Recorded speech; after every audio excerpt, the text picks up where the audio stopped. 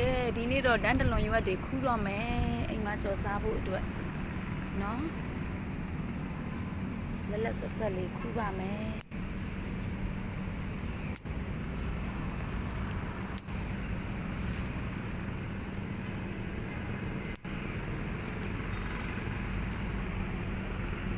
အမေအိမ်နဲ့အမအိမ်မှာလည်းပေးမဲ့အတွက်ကိုရမ်းများလေးခူးပါမယ်နော်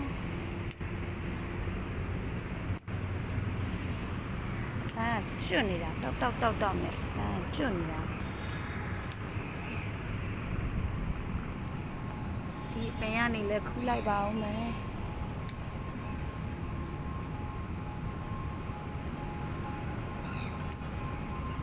လိုချင်တဲ့လူရှိရင်လာနိုင်ရင်ယူလို့ရပါတယ်နော်အများကြီးပဲပေးမှာပါ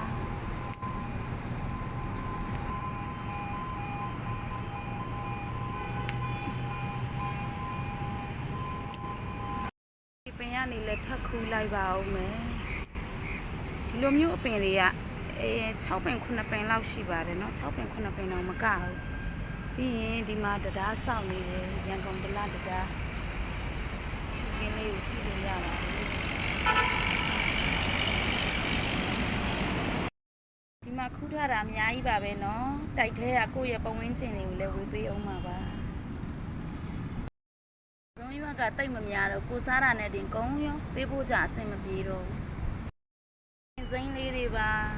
ဒီမှာအများကြီးခူးထားပါတယ်ပေးဖို့အတွက်ပါ